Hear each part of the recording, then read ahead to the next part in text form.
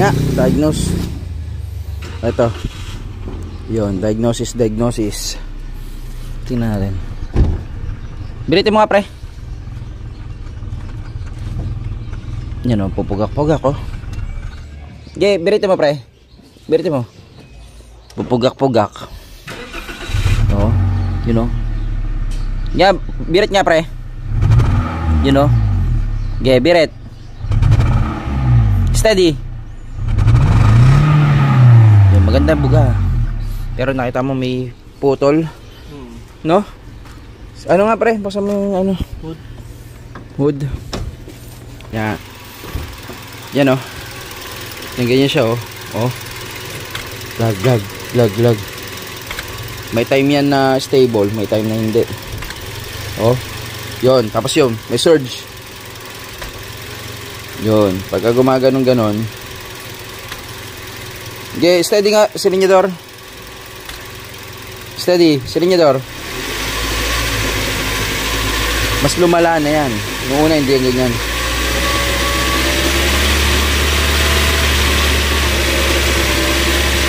Okay, stop.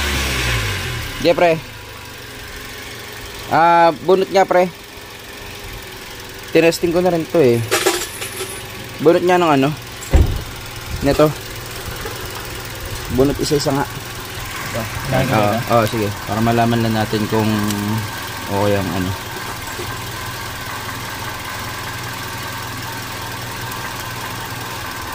Oh, yun oh, bago. Okay, sige, kabit. Pero may palya pa rin. Oh. Yung pangalawa nga, bro. Tignan ko lang spark plug, baka nadamay. Yun oh, may biglang ano yun, no? Angat. Oh, yan, may epekto rin. Oh, yan oh. Okay. So, ibig sabihin, mayroon dito spark. Papapalit lang ng spark plug niya, pre. No? Chinek mo rin? Hindi pa. Hindi mo na-check yan? Hindi ka nabubuti. Oh, sige. Yan na, bunot yung isa. Yan, no? Ano nabunot sa kanya? May puti. Oh, may nabunot na isa. Pre. Nakuting ka? Oo. Ano eh, sige nga, pasok nga. Yun o, pero tumino, no. Tingnan natin yun, kung ano yung nabunot na yun. Kasi ito nga.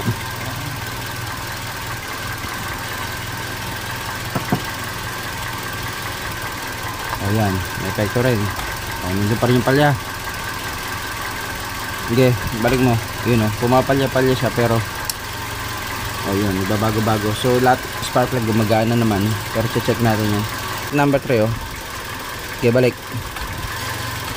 Yun. Okay. So, chinek ko na rin yung mga injector niya. Pinatay ko via OBD. Gumaganon pa rin, no? So, tinignan ko rin yung mga vacuum lines. Okay naman. So, ang sistema, yan o, pumapalya-palya. Tapos, minsan, pag binirit mo, walang power, no? Biglang, ano? Delay yung ano niya. Biglang walang power, no? Tapos, biglang tumataas yung minor. Oh, yun. Idle surge naman yun. Oh, mataas pag tumaas. Kaya niya pataas yun hanggang 3,000. Pag nag-surge? Oo.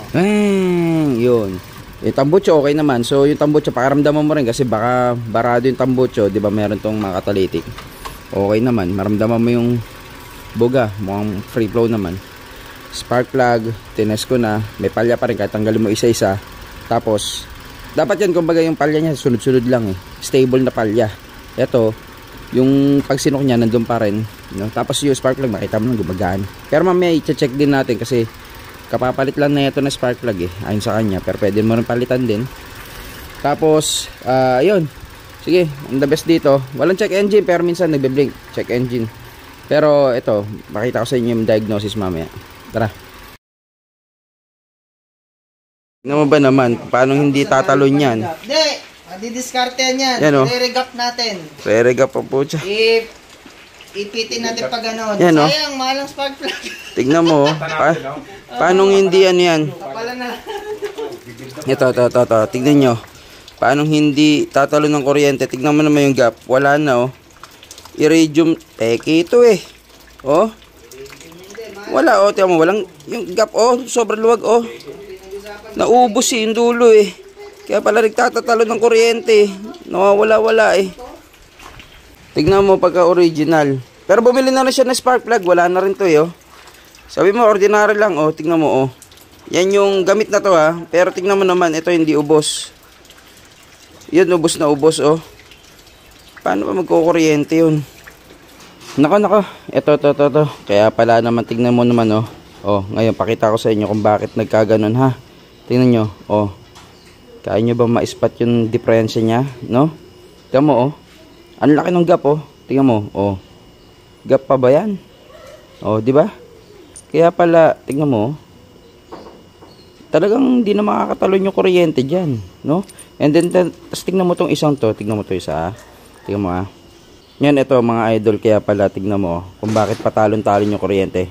Nakita mo yan, di ba? Ubos na yung kanyang, ano dito, yung pinaka-electrode niya. Tapos kapag tinignan mo, oh.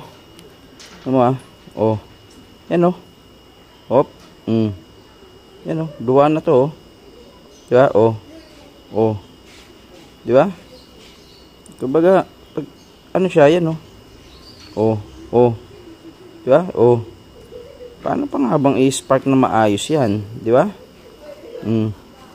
Yun. Yun na naging problema niyan, mga idol. Yun. So, yun, mga idol. Kaya naman pala, no, patalon-talon yung kuryente natin dahil lang sa simpleng problema. Katulad nito sa spark plug na to. Naku po, no, munti ka pa mapagastos dahil hanap ka ng hanap. Bakit palyado? Ganyan.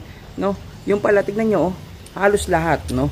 Halos lahat ng spark plug niya is ganun yung nangyari. Naubos yung tip, no? Dahil ito ay iridium, no? Ngayon kapag ikaw, kunyari, syempre, tinitignan mo, dinadiagnose mo, akala mo, ordinary lang siya.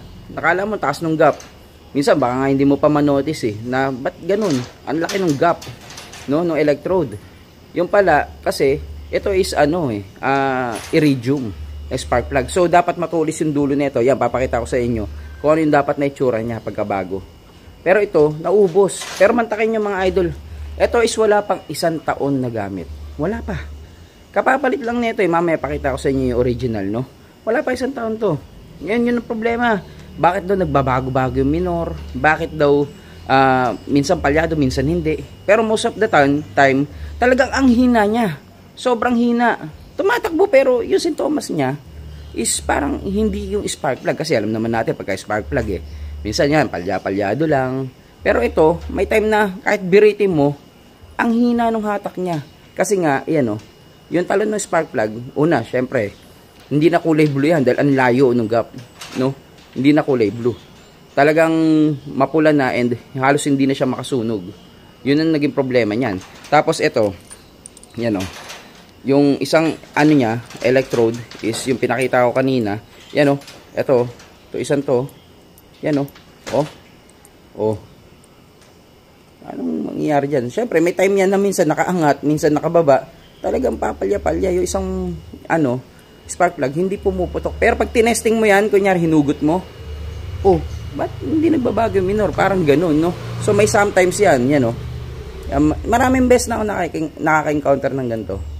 Yan. Kaya kung minsan, no, yung ibang sintomas niya parang kala mo sa fuel pump, kala mo sa kung saan. Kasi nga, hindi nga consistent. Pabago-bago, plus, yun nga, parang hindi spark plug ang problema. Pero, dapat, itry nyo munang, tignan nyo spark plug. Baka nandun lang. Tapos tara, pakita ko sa inyo kung ano yung itsura nung dating spark plug. Tsaka yung dapat na maging itsura niya. Hindi ganito. No? Ito yung stock niya galing kay Toyota. So 3 years daw 'to nagamit, no? Actually more than 3 years pa nga eh. No? Ngayon, ito yung pinagpalitan, ito yung kapapalit lang na wala pang 1 taon. Yan, tignan mo ah. Oh, 'di ba katulad nga ng sinabi ko sa inyo, yan oh. Oh, yan oh, ubos oh. Ubos. Oh, pare-pares yan oh, ubos. 'Di ba? Ito, ubos din. Oh, tingnan mo yung gap, sobrang laki. No, yung gap dito sobrang laki. Tapos ito yung mismong nagpapagulo, no? Bakit daw minsan okay, minsan hindi? So actually kasi ito, umi-spark pa naman yan eh. Kaso kulay pula na, medyo mahina nga lang. No, kaya pagka diniagnose mo, tinanggal mo yung ignition coil, misfiring ka, bakit hindi nagbabago ang minor? Ba't parang pare-parehas? Lahat sila nagbabago ang minor, no? Kumbaga parang walang nagiging epekto. Kasi nga, ito, is umi-spark pa, minsan wala, minsan meron. Pero ito ang pinakamalupit sa lahat, no? Yan, oh. Nakikita nyo? Yan, oh. Op. Oh. Magic, oh. Oh. Nako po. Yan. So, kapag ka siya, naiwan siyang nakababa na ganyan, yan, oh. Oh. In short, walang spark yan. Totally walang spark. Ganun ang mangyayari dyan, no? And then, kapag ka pumasok siya, pinalo ng piston or what, o yan, magiging ganyan siya, magkaka-spark. So, putol na yan, eh, no? Oh. Di ba? Ngayon, kapag kaya na nangyari sa'yo, talagang palyado. Hindi mo masabi kung bakit. O, may titignan ka. Sasabi mo, nako, baka hindi spark plug. Kaya mga idol, kapag ako minsan gumagawa, no? Kahit kasasabi lang ng customer na, sir, kapapalit lang na spark plug niyan. Nagpapalit din ako agad, eh, no? Nagpapalit din ako, eh. Bakit? Kasi tignan mo, yan nga, oh. Sabi, sir, wala pang 1 year yan. Oh, pero kung minsan, more than 1 year na pala. Pero ito, sure ko. Kasi kami nagpalit na ito, eh.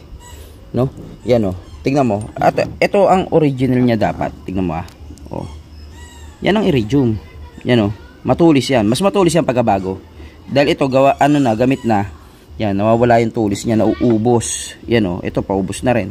Original to. Galing Toyota to, eh. Yan, oh.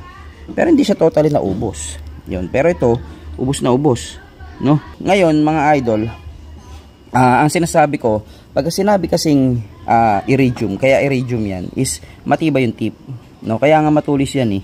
Actually, matibay yan sa resistance niya sa init. Hindi dapat siya nagme-melt. No? Ngayon, ang sinasabi ko is medyo ingat kayo dahil baka naman ang mabili ninyo is Pekinese. No?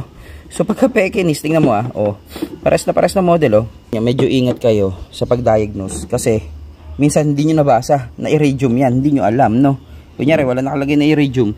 Ang akala mo is ordinary plug siya na katulad nito, na tumaas lang yung gap, oh. Kasi nga flat na siya, di ba? No, pero ito is hindi to iridium. No, ordinary plugs to. Bigyan ko lang kayo ng konting background, no. Hindi ko man masyado kabisado, eh. Pero ito lang yung mga natatandaan ko, no. So ibig sabihin, yan, no. Kung titignan mo, meron siya nakalagay diyan number sa gitna. 16. Ito 5, no. Ngayon, kapag mas mababa yung number, yung 5, 4, ganyan, 6, ibig sabihin nun, mas mababa yung heat range niya. So, ibig sabihin, mas hot plug to. No? So, ibig sabihin, mas mababa yung tolerance niya o yung resistance niya sa heat. No? So, ibig sabihin, yung tip, no? Hindi siya kagad natutunaw kapag mas mataas yung number. So, ganun nga kasi ang iridium, no? Yung design ng iridium, kaya nga iridium yung dulo niyan, ibig sabihin, hindi basta-basta natutunaw. Kaya kahit manipis yung dulo niya, no, patulis, hindi siya basta-basta natutunaw. Yun yung special sa kanya. Kaya kung titignan mo yung heat range niya, 16. No, ibig sabihin, mas mababa, mas hot plug. Ito, cold plugs to. Ngayon, yung dulo, yun na lang mga natatandaan ko, eh. Yung dulo, ano yan, eh, yung gap. So, 1.1 mm. No, ganun yan, eh. Ngayon, yung unang letra, yan, mga construction niya yan, eh. Ito BK, yan. Ito resistance, ganyan yan, eh. Resistor type, ganun, eh. No? And then yung gitna minsan, ito yan, katulad niya yung mga HR. Yan yung construction, eh, ng dulo, ng tip.